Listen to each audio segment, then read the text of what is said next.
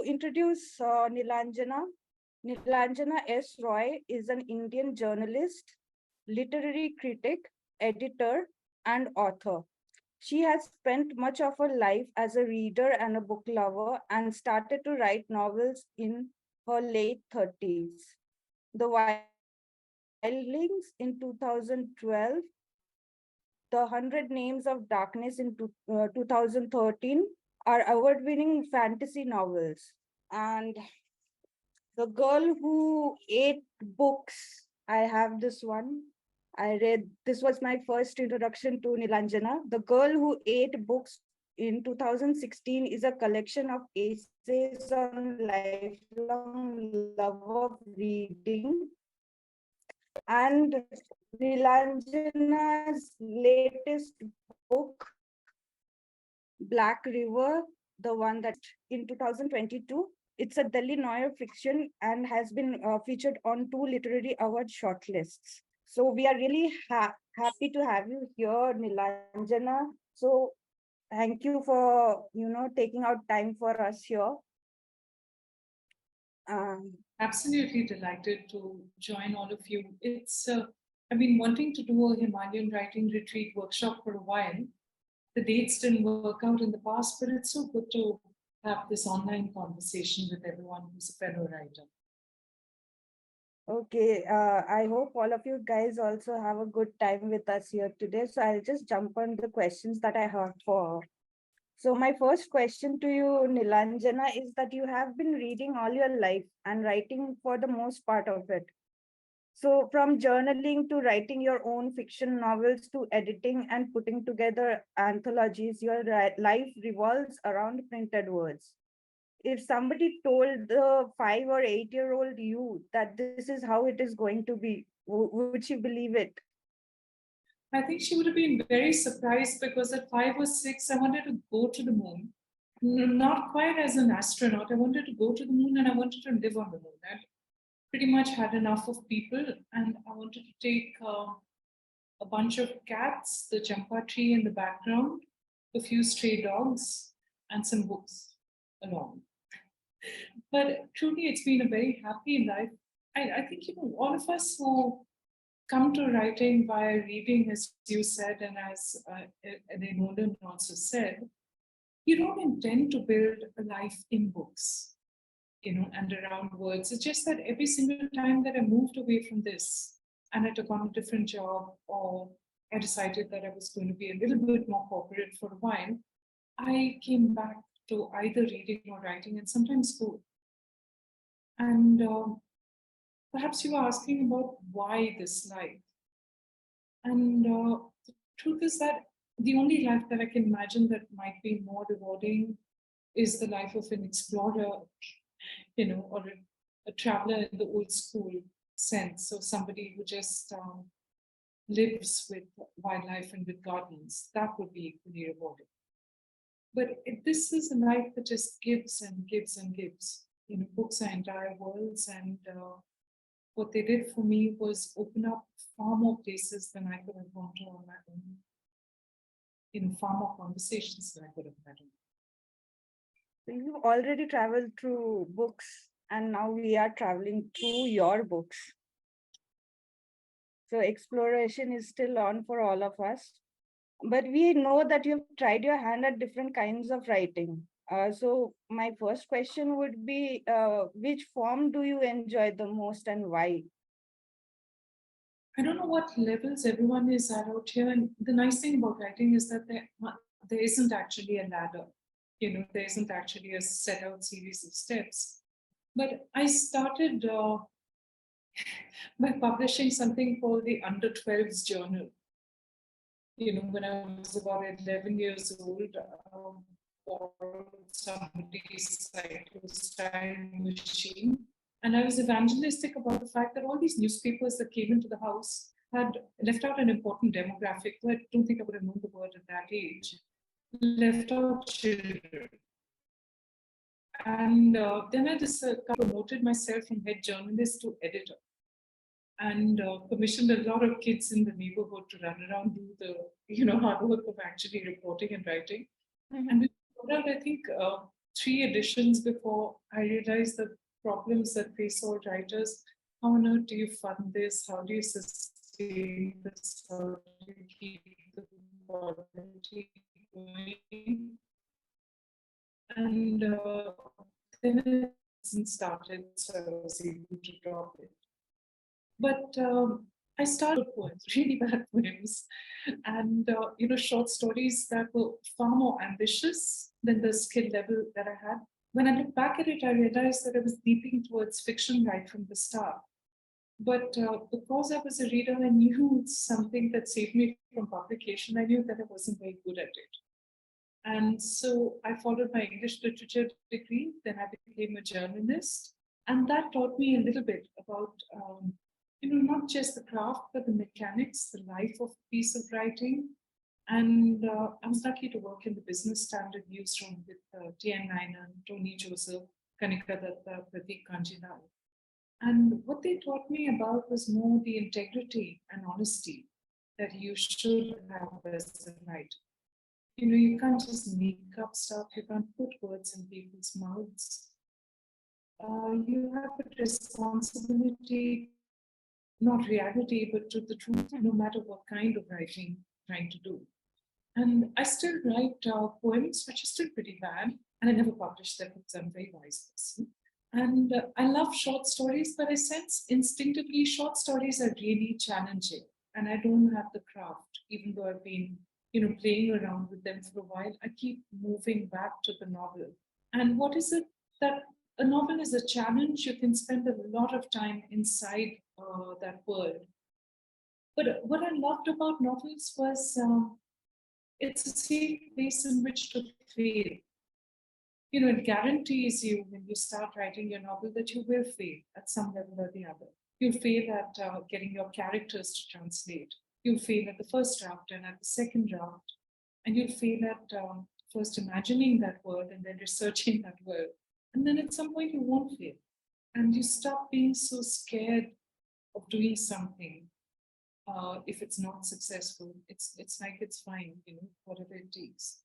The other thing I love about novels is that they're big and capacious at one end, but they also require a lot of skill. And that there's a little bit of a challenge in that. And I do like the fact that you can finish a novel and then suddenly realize that you have to learn all over again how to write the next novel. Because whatever you learned on this one is going to be good enough to get you started, but not good enough to get you all the way into the next. And I think I think that attitude that you are going to fail in the beginning is something that we all forget. We fail at everything towards the beginning, whether it's walking, talking. Uh, why should novel writing be any different if you see it that way, right? But the fear is always there for everyone. I guess that's something we should remember. Thank you for bringing it up. The next thing that I would like to know is about your publishing experience so far, from finding a literary agent to getting published by Westland today. How has it been? I think I've been very, very privileged. And often we use that word in a slightly false modesty kind of way. I'm so privileged about this, that, and the other. I don't mean it that way. I was very fortunate first to be surrounded by a family that was not crazily wealthy, but that was rich in one thing. It had books, people loved reading, and you were given space and time as a child to read. And I'm struck by the fact that many of the writers I know today don't have that, or didn't grow up in houses that were just lined by books, or where somebody said, it's okay, if you've got your nose in a book, you're doing the right thing, and you can have the space and time to do it. And it's only later in life that I realized how lucky I was. That was the single biggest thing. But how I found an agent was I had no sense at that time of being a writer. I settled into journalism and I was editing a lot. I was on the verge of joining the publishing house. Coincidentally, Westland, I ended up setting that up. I thought I knew myself well. I was really scared actually to write. That was the honest truth. I was scared to fail. I was scared to fail publicly. I was scared to put something out there and have it be no good, because that was the model we were given for writing or for any kind of way of living. You had to score A's, you had to have a gold star. And that made the whole thing very frightening, as well as something that I think you'll all understand. You want to share your work, but you're also very scared of the kind of reaction that it might bring in. And you have to let go of all those fears. I wasn't ready to do that then. And I bumped into David Godwin quite literally, this tall, towering man who only all of us knew at that point of time that he was Arundhati Roy's agent at one of the big literature festivals. And he was being pursued by a lot of people carrying manuscripts. Some of them were very thick manuscripts. There was somebody who was carrying around 3 different books that he read, and they were very determined that Mr. Godwin was going to not attend panels, but sit down somewhere and read their books.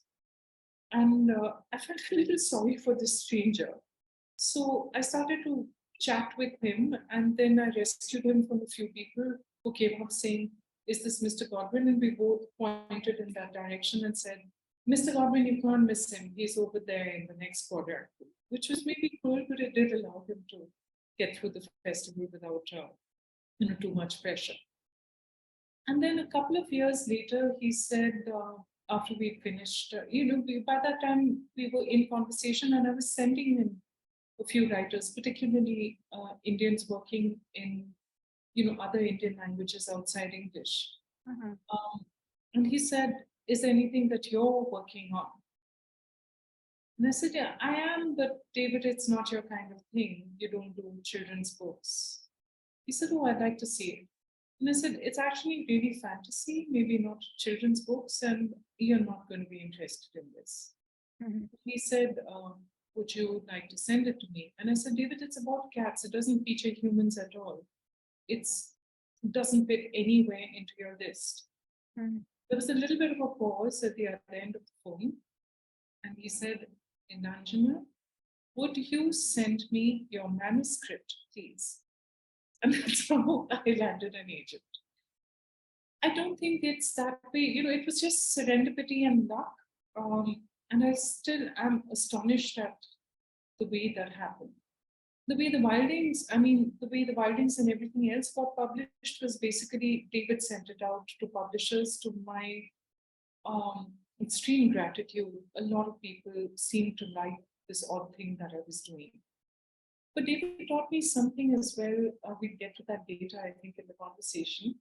Before we sent a book out to a publisher, even a friend who was an editor or something of the sort, we worked on it.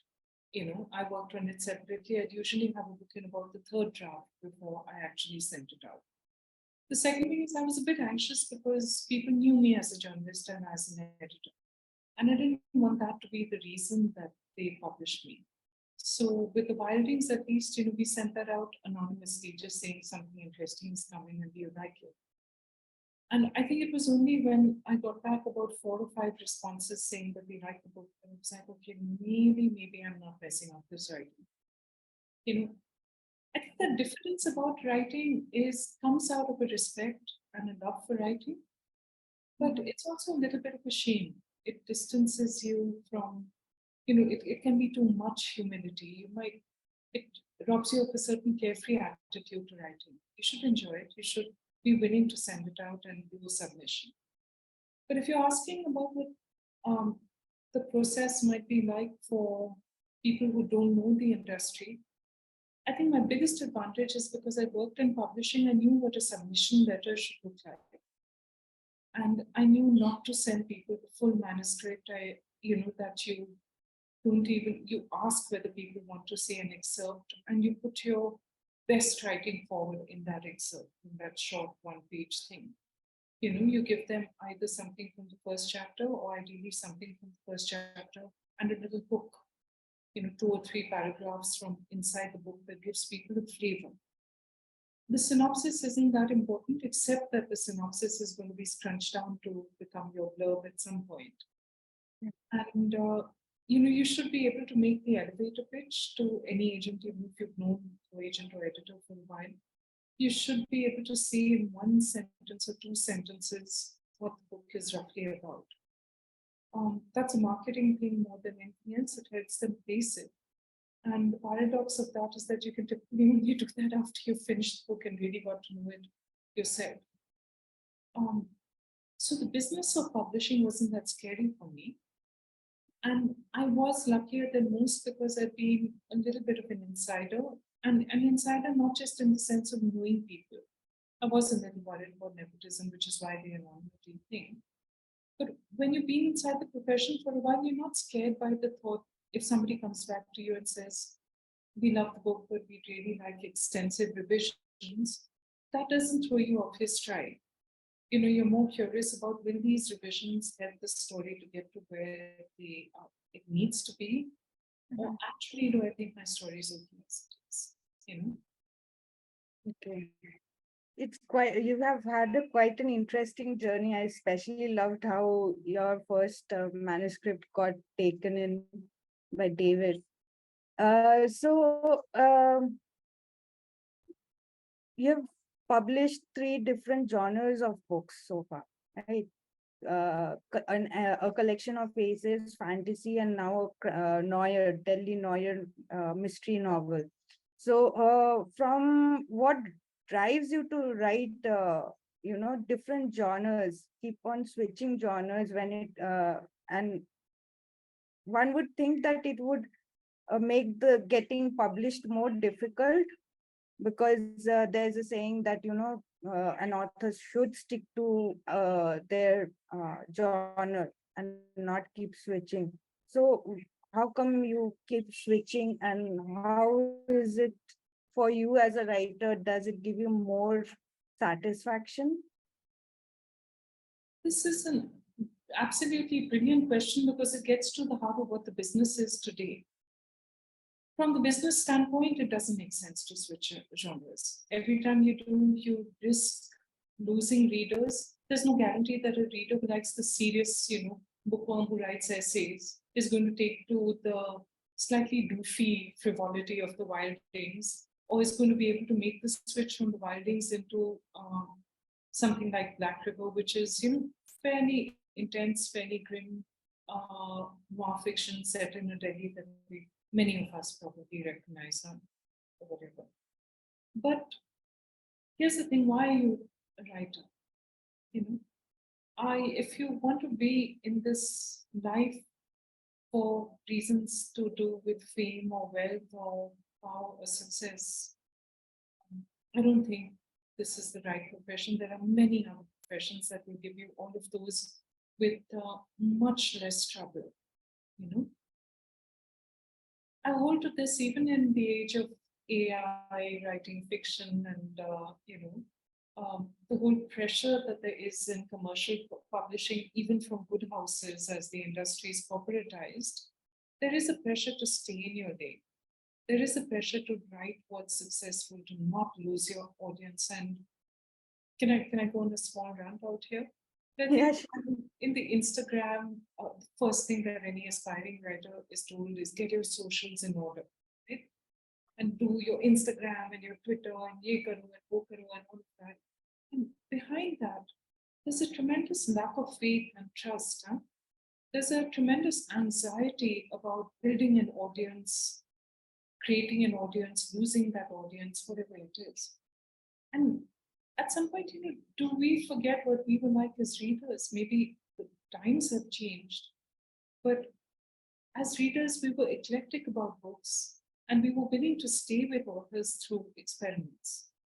And at some point, I decided that I was willing to sacrifice a certain amount of commercial good. The question you're asking, the Wildings and the 100 Names of Darkness were reasonably successful here and in the UK. And David called me at one point after 100 Names of Darkness had come out, and he said, "We've got a problem. Your book is selling well. It's also, the schools seem to like it. And here's the problem: you can carry on down this path indefinitely. If you want to write another 4 books in the series, you've got publishing gold. You'll have a secure career, money will be flowing in, you might even get adaptations and stuff like that. And success is right there. Mhm. I said, David, I'm not sure because I think I've written what I needed to write about the Wildings. At most, maybe there's one more book of stories, but they're happy and I'm done. And he said, well, here's the thing. If you really want to be a writer, there's so much more that you can do. And I sense that you have more to do. And you've got a tough choice ahead of you. Do you want to give up the success that you've had and give up the chance of just, being comfortable and having the paycheck come home? But you want to just step out there and see what it is that you really want to write. Are you in this for a lifetime? And there's no wrong answer. And I think that was the point at which I sat back and I said, when I got into writing late, in my late 30s, I don't have time to waste. And I don't want to take it that seriously either. I want to have fun with books that I write. If I'm going to have to build a new readership, I'm terrible at building readerships. Somebody else has to just go out and do the marketing stuff and all of that for me because I don't know how to sell myself as a brand. I don't know how to write books a bit. And if I stick with it over time, I might get better at it. I love Black River. I love the experience of writing it, and that is why I'm writing. And for all of you, at different times, you face this question. There will always be the things that you can do, whether it's a different kind of writing, content creating, all of that, which is lucrative. And there will be the writing that only you can do, and that your heart just says, go towards it. An old-fashioned example, but I think of there was a science fiction writer whom we loved a lot when we were kids called Ray Bradbury. Yeah. And at one point of time, Ray Bradbury was being steered to this very literary career. One of his short stories, which is a classic about authoritarian times, The Pedestrian, it came out in the New Yorker. And he's sitting back and thinking about it, and he said, I don't think I'm a literary writer. I don't want to put a label on what I'm doing, but I want to write horror. I want to write fantasy. I want to write SF. That's what I want to do. And cutting away from security is only mildly scary. But the thought of spending a lifetime in this profession, not doing what I love and what sometimes scares me to do, stepping into crime fiction, which I love, but I'm learning it. I know that the next book is also, it's not a series precisely, but one character from Black River comes back. I'm going to stay with crime for a while because there's something there. There's something that it's teaching me.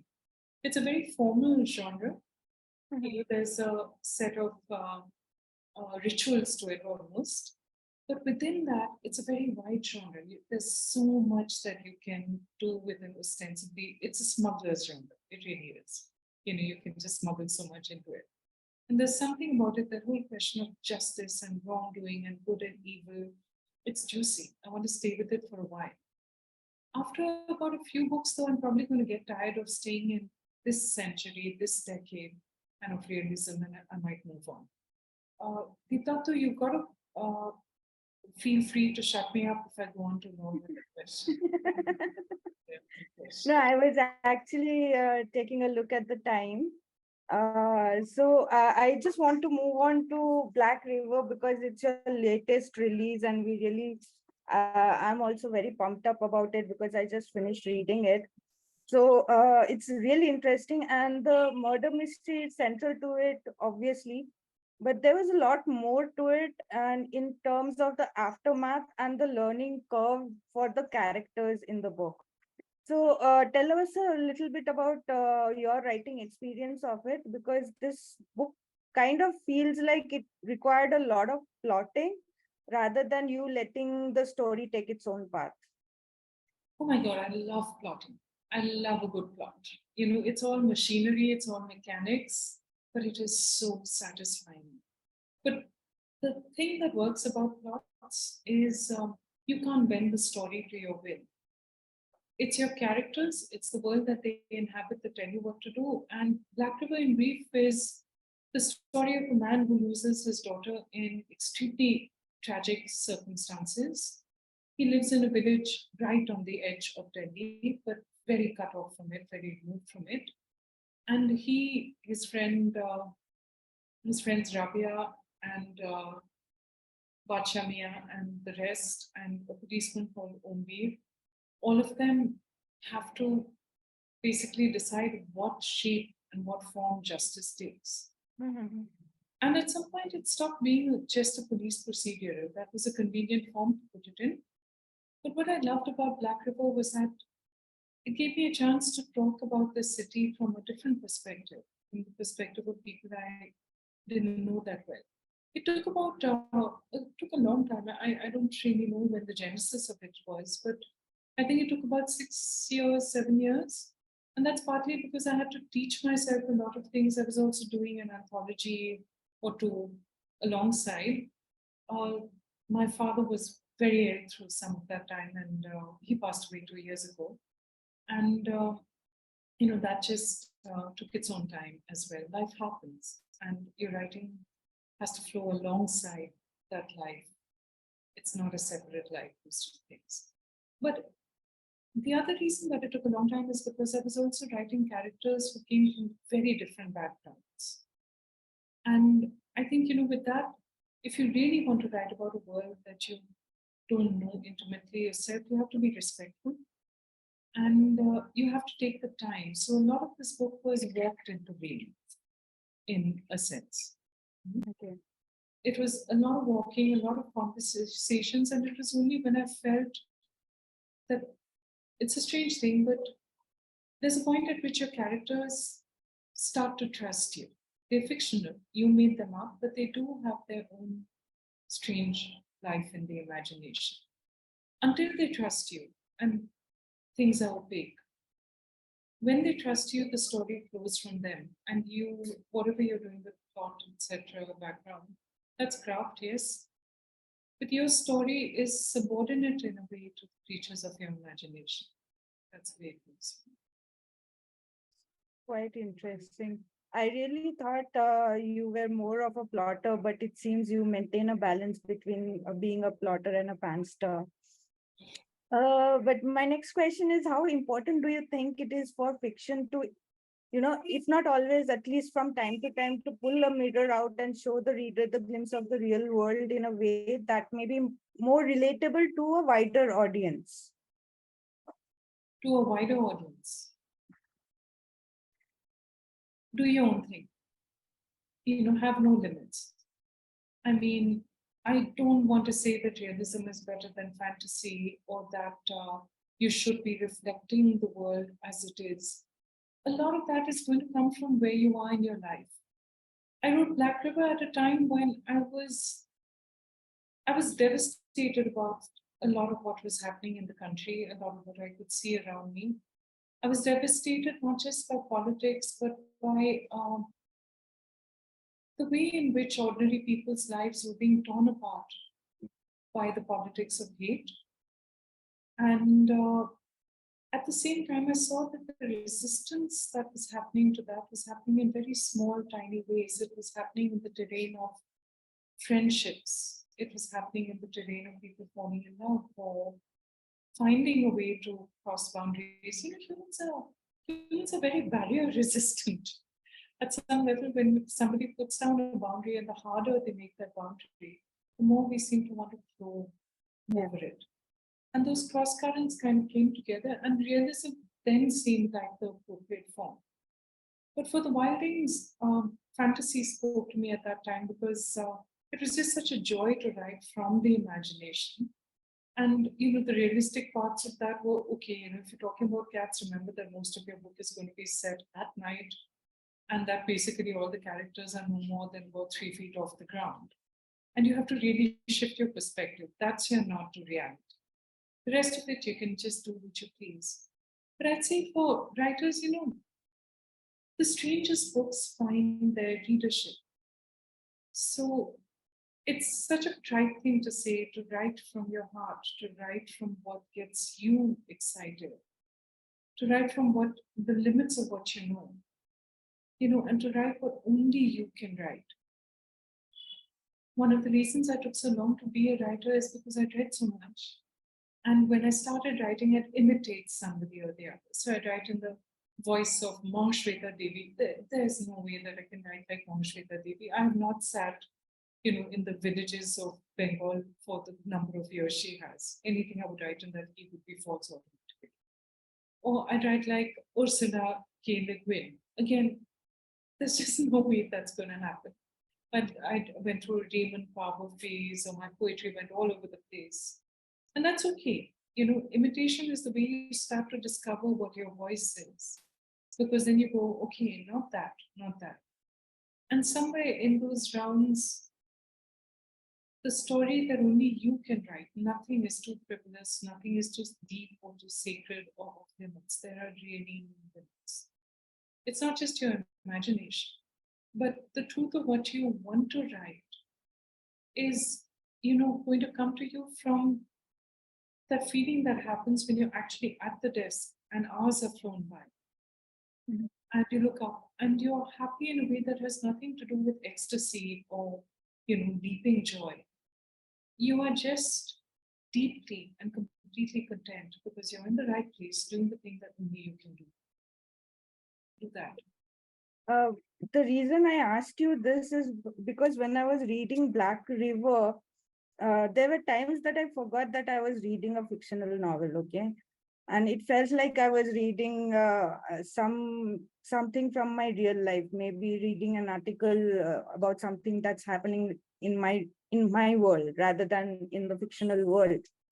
So, does your journalistic background get the credit for that? Or, and how difficult it is it to swap on the different hats when you write?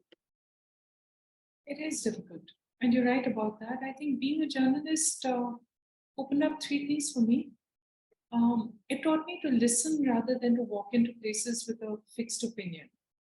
I spent a lot of my time as a reporter for the New York Times and other places covering gender. And I learned something. You can't just walk in and assume that because somebody has been homeless for years, you have a fixed idea of what the difficulties of her life are. You're wrong, almost always. It's only when you stop and you listen to people that you really start to get a glimpse of what life is like for them. The condescension goes away, the inequalities, when you're standing at the same height, everything changes. And the second thing that journalism taught me to do was not to despise research, but to also make a friend of it.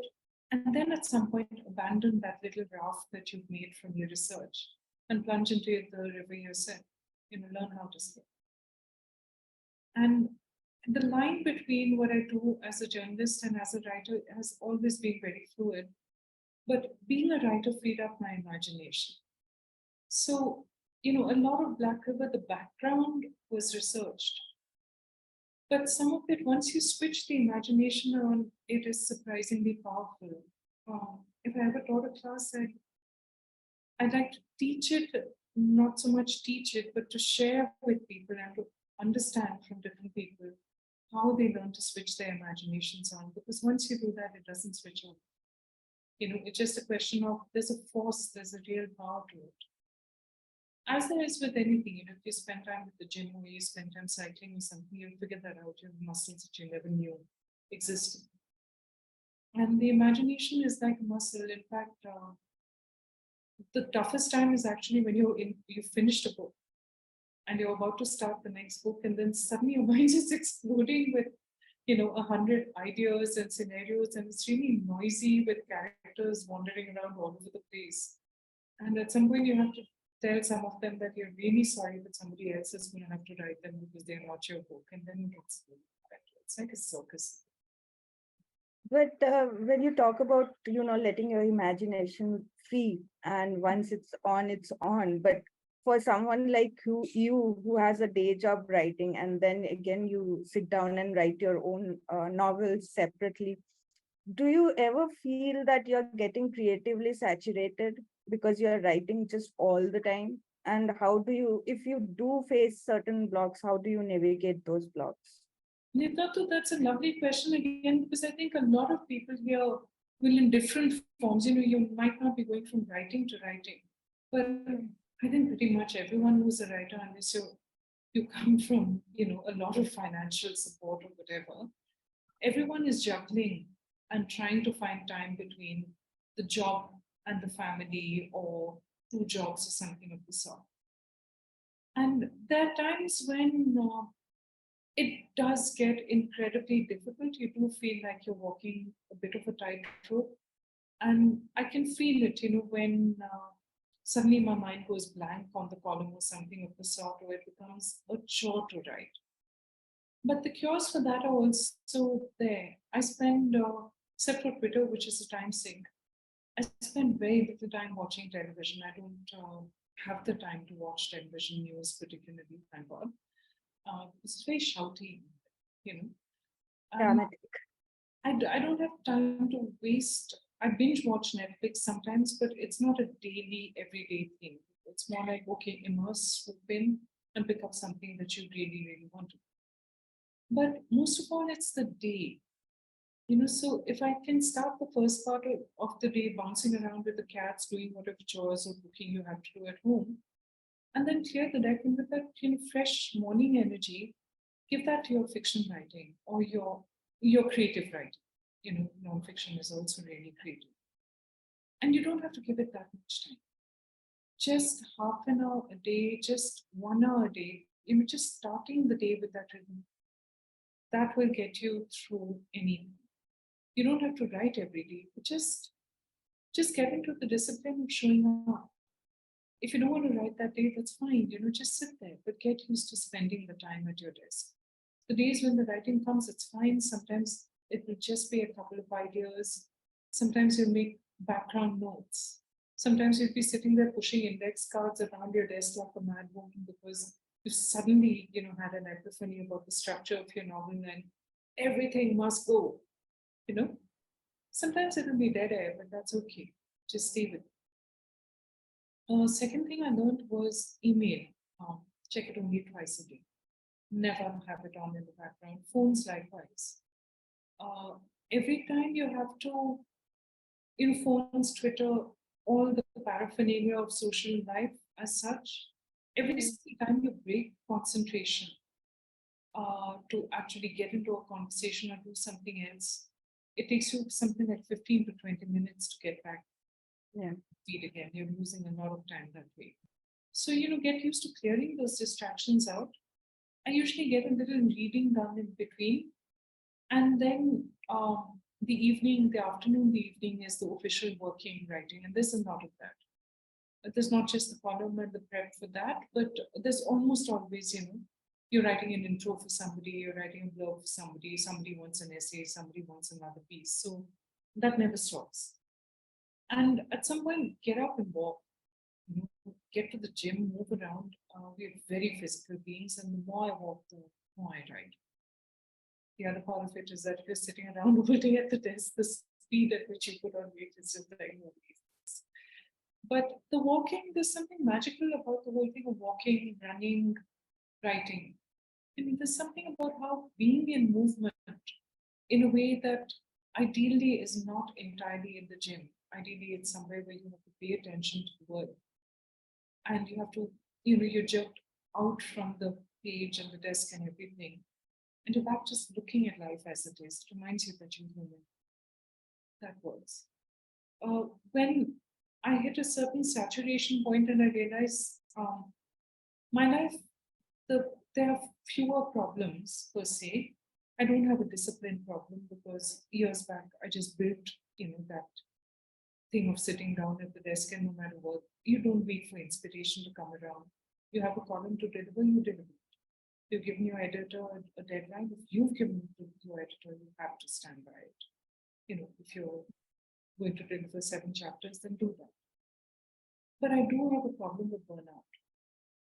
And when that happens, it's wise to just stop everything that you're doing, cancel all your engagements, take a week off. If you can't afford a vacation, that's absolutely fine, no shame in it. But spend a week doing nothing. Or spend a week with children. That's incredibly revivifying. or spend a week just up in the mountains, clearing things out, meditating, whatever your thing is. When you come back, you've rebooted completely. I don't know whether that answers your question. But, Yeah, that does help. So, FDC members, please start putting your questions in the chat while I ask Nilanjana my last question. And it's very simple. You have so many feathers in your cap in the literary world. Please give one advice to our FDC members to stay motivated on their journey. oh, that's Devdata, you have asked one question after another that is, so thoughtful and so brilliant. And I just, want to say thank you for that before we end this conversation. Thank you so much.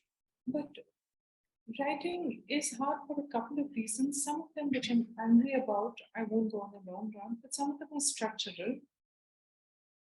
The publishing world just doesn't pay writers enough, consistently enough. It's one of the few adult jobs you have where there is no salary, there is no safety net.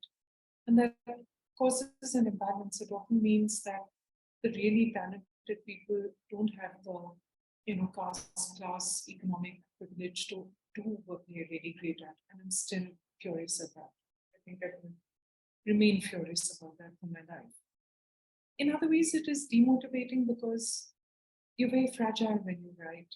You might be afraid of criticism, you might be afraid of not reaching enough readers or reaching too many readers or whatever. There's a public side to this very, very private life. There's always the fear of being overlooked. The fears are multiple. Some of the fears have to do with work itself. Am I really a writer? Am I good enough? And all I have to say is, please forget about publishing and post-publication and all of that for a moment. If writing gives you something, if reading gives you something, just find space for it. If writing gives you something, you don't have to be great at it. You don't have to be successful at it. I know that sounds strange, but at some point you will know whether you're good at it or not. And being good at writing is different from being in love with writing. If you're in love with writing, but you're not that great at it, it doesn't matter. Write for yourself anyway. You don't have to, look for the grind of publication or whatever. If you love it and you think you're good at it, just accept discouragement and, some of the messier parts of it as part of the terrain. It's fine. Don't write for the rewards. Write for the writing. That always carries me through. Ultimately, I've tried stepping away. I've tried, finding careers that are easier or more rewarding or whatever. And every time I just feel like I've lost part of my soul. I know that sounds very dramatic, but that is really what it feels like. Like a part of me has gone silent again and I can't bear it. And ultimately, if you're a writer, whatever success has come my way, I'm still astonished at it and I feel grateful and slightly guilty. Somebody asked about imposter syndrome. I always feel like I don't deserve it, like there are other people who deserve it more or as much. But then the only thing you can do is to try to give back in whatever way you can. But the most important thing, I don't write for the rewards. When they come in, I'm grateful. But if nobody published me, if every critic or reader hated my work, I would still write more quietly than I would write. And when you connect with readers, that is bigger than anything else. Book advances, sitting up on some big stage and all of that, that's nonsense. I mean, it's nice, kind of. It's like costumey, nice. But there's nothing like that language and finding what you want to say, and feeling the story come to life. Right. That's really inspiring. Writing for your own satisfaction first, writing for your own love of it first, right? So I'll get to the questions from the members now. Lee Nolan asks, you said earlier you have to write the truth. no matter what it is you are writing. That seriously struck a nerve and excited me. Could you expand on that a little? You can write a book about a liar as the main character and there will still be a truth to it. Non-fiction and fiction overlap more than people realize. A lot of fiction, no matter where you set it, fantasy, historical fiction, whatever, has an underpinning of some reality to it, which you as the writer and the creator should know. And non-fiction, the creativity is all in the arrangement, right? That's craft, that's style, that's skill, all of that. But there's something about the greatest books. It doesn't matter whether it does matter sometimes, whether the writer was a good person or not. But there is an essential truth to the story, and we recognize it when we see it from the time that we are children. If I can stick with the children's book example, why is it that some books are classics and some books just feel like imitations? We know when a piece of writing has been truly felt, has been truly and generously imagined. When it feels so real, whatever genre it is, that you feel as though you're in the book. That is the truth of the story. But the other part of it I was getting to is that I'm sticking with realist fiction for now because that's what I do best. But every character has their own integrity, if you've noticed. And every landscape also has its own truth. How well do you know it? What do you not know about a landscape? Delhi is a challenge for me because I've lived here for years, but it's only when I start writing a book that I understand that my knowledge of it is very limited. And then I'm in search not, of the facts. That's a very different thing. But there's something. You feel it in Garcia Marquez, you feel it in Toni Morrison. There is a truth to their writing that goes beyond just the underpinnings of fact or reality. You see what I mean? Yeah. It's the thing that creates trust. It's the thing that creates, however fantastic that world is, it creates belief in the world. That's true.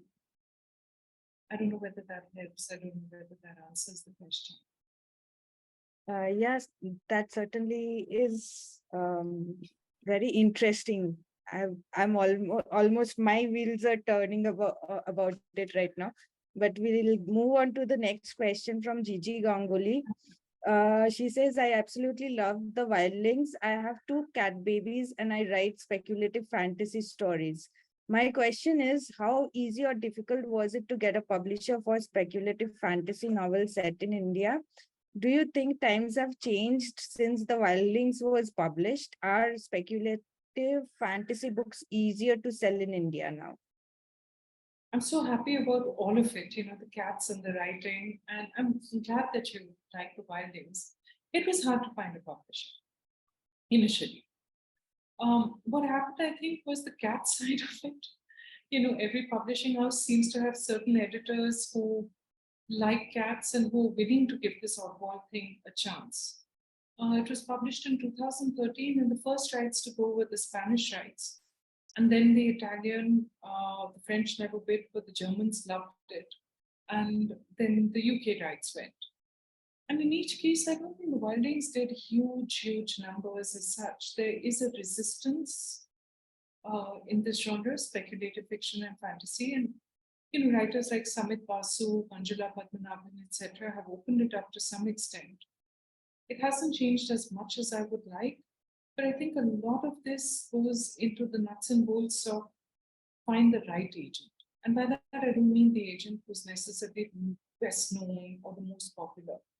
There are 4 agents who get so many queries from Indian writers that they probably don't look at them anymore, from Andrew Wiley to Godwin to a few others who've just done well with that. But there are agents who specialize in SF fantasy, really know their stuff, and who are far more open these days to writers from elsewhere because they're interested in the story. Publishing is not a very diverse workplace, by the way.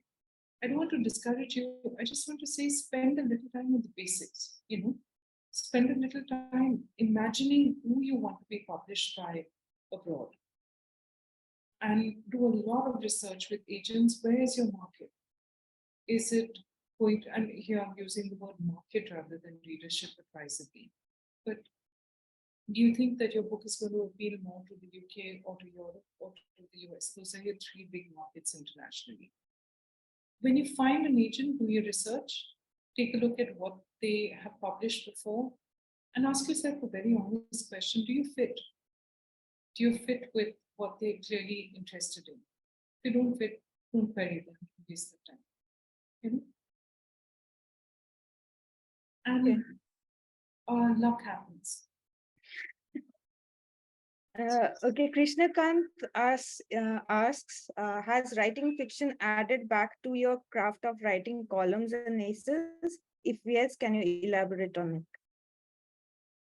Again, a lovely question, Krishnakant.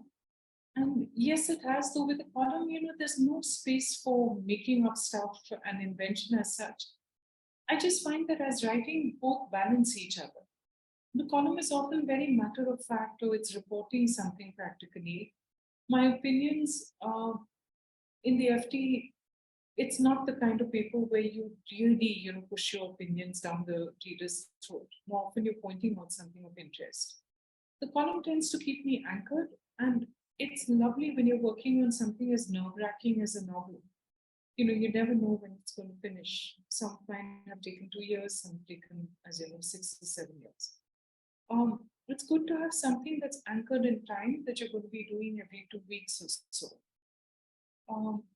Have both of them influenced each other? I think maybe I read fiction a little differently now, though that actually has made me take a step back as a reviewer. I review very little Indian fiction because I know Asian fiction, because I know most of the authors personally, and then I know that my opinion is going to be biased. I try not to do that. In other ways, I think it's just made me notice things more carefully. That makes sense. But I'm a very different writer. I almost change personalities from one to the other. Okay. So Ritu wants to know a little bit more about your writing process, outlining, drafting, editing, etc., etc. I've steadily moved from being a pantser to being a plotter. And I see the value of plot more and more. Almost all of my work, whether it's a column or whether it's a novel or a short story, goes through at least 3 drafts. That's because I know that whatever I write, I'm lazy and I procrastinate, and I sometimes just clean the house in order not to get to the desk or start fundraising campaigns for things or whatever. But it really helps to know that my first draft is probably going to be pretty damn bad. Either that, or the worst part of being a writer who's been around for a while, you'll produce a fluent first draft. It'll be technically more than acceptable. But is it going to be any good? Maybe it's glib. Maybe the opinions haven't got enough salt in them or enough masala or something of the sort. Maybe I just haven't thought it through. I'm going with the first thoughts in my head. That's just lazy. I haven't stopped to say, what can this piece really do? What can this piece be? So when I get over, you have to keep a little time gap, even if that's just 15 minutes between the end of finishing your first draft and reading your second or third. Because there's a part of you that's always going to be like, these are my precious words. Nobody changed a comma because they mind you. It's like you have to get over that. When you learn to reread yourself, then usually it's the sound of it. I often read everything, whether it's a column or a novel, out and out. In the Wildings, I skipped 3 chapters because of time constraints. I was like, okay, I don't have to read them aloud. I can just read them and hear the words in my head. Those 3 chapters are the messiest in the book. When you read something aloud or a friend reads it back to you or whatever, you hear it. You hear where the pause is wrong. You hear where the cadence has messed up. You hear where a character is giving you info dialogue, like a subtitle across the screen, an info dump instead of a real conversation. You hear where the conversation is not a conversation. You're putting your words in the character's mouth. You don't always catch that on the page. Secondly, minor trick, but I often put my second draft into a different font from the first draft. A different font and a different paragraph burning, a different font size, because that helps my mind stop attaching so much to it. But a lot of the process is first aimlessness, wandering, a lot of walking around, a lot of just dreaming. It's building in your head at that time, and that is really precious. That staring off into the distance time, the time when you're moody and you don't want to talk to people, even your closest family. Respect it. And as far as possible within the constraints of life, give yourself time to let all of those things just start to come together. There's something you're looking at. And almost always with a piece of fiction, often it's the thing that's just off camera. Anne Lamott had a beautiful way to describe this. You've written 7 paragraphs about a situation, 2 people talking to each other. And in the 8th paragraph, there's a boy sitting at the wall. And you know what? You're not going to be writing about the people in conversation. It's the boy sitting on the wall. That's where it begins. So when I'm feeling impatient with this, I just tell myself, let the mud run through the pipes. It's like muddy water. Just let it keep clearing, keep clearing up. Drafts, though, I have the opposite feeling for drafts. You can kill your writing by trying to edit every sentence as you go, every paragraph as you go, by trying to get each chapter right. As far as possible, for me, what works is get the first draft at least out as fast as possible. And it'll be terrible. It'll really be so bad, Then you can take a deep breath. You've got a scaffolding. You can knock some things off. I once stripped out a character and 160 pages from that river. And it's okay. It seems like a lot. It'll come back or it doesn't. It's fine. It's part of the process. So we are almost out of time. So I'll just take one last question. It's from Abhisha, who's 19 years old and feels like people prefer reading books from older people. And her question is, what is your advice for her that she should keep in mind, because she's already self-published once? And so what's one advice you have for her when she approaches publishers for her second book? Be totally confident. At 19, you're not wasting time. You want to be a writer. And, it's not the experience that counts, it's what you bring to the words and what you bring to the story. So in embryo, just know that what you have is special. And you're self-publishing, you'll build an audience on your own. Maybe in a year or 2, you'll decide that you don't need the formality of a publishing house. Maybe you'll still be open to working with a publishing house and an editor. At some point, it might work to get hold of a good freelance editor and just work on them with them, or work with a writing workshop like this where you trust people.